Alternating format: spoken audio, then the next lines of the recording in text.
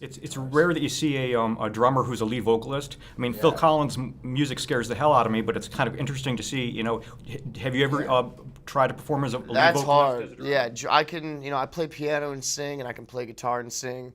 Obviously, I can't play saxophone and sing.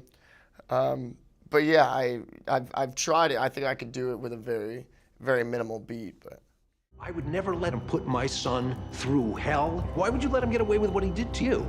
There are no two words in the English language more harmful than good job. Who in your personal life growing up was sort of a hard-ass mentor or teacher that really pushed you? I had a few, but certainly the most memorable was a music teacher, a band leader that I had. I was a jazz drummer in a jazz orchestra, much like this, and I had a conductor, somewhat like Fletcher,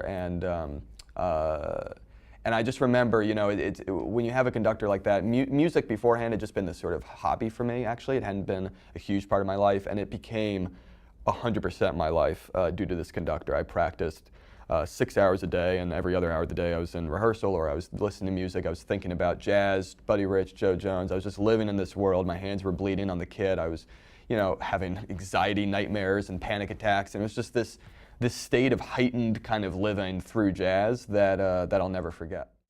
I had some teachers and some directors, you know, as an actor early on in my career, and not so early on really, who pushed, you know, who didn't settle for, you know, what came easily, you know, and who demanded more, never in a way approaching Fletcher's demanding style, but yeah, I think it's important to have people expect more out of you.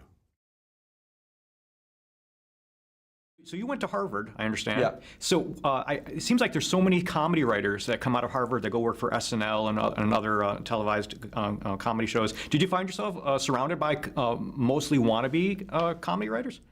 Yeah, I mean, there's different kind of pools. A lot of those people are in the Lampoon at Harvard. I was in the Visual Environmental Studies department, which is much more, I was making kind of weird avant-garde 16 millimeter sort of documentary movies at Harvard. So it didn't exactly line up with the comedy writers. But of course, you know, I knew a lot of them. I know a lot of them out in LA.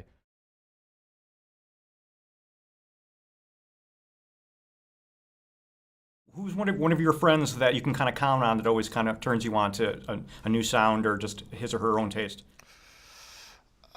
Yeah, I got some buddies that have some good stuff. My buddy Jai, who I did this movie Divergent with, he's a really talented guitar player, singer, and actually whenever we get together, usually we have a couple beers and kind of, you know, jam out a little bit.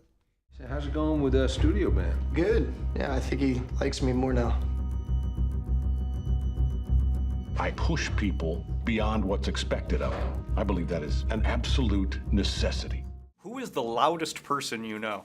Because you certainly, whether it's a fun character or it's a hostile character, you have a very loud, booming voice. But who's the loudest person you know? That would be my brother. He who was for years referred to as Uncle Loud Guy, who has the same voice, but I think is capable of even more volume.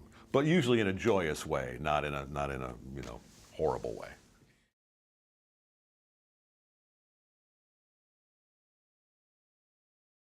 What do you think is hotter to see, a girl who plays the sax, the cymbals, or the bagpipes? What's the cymbals? What do you mean, like that? I would have to say bagpipes for sure.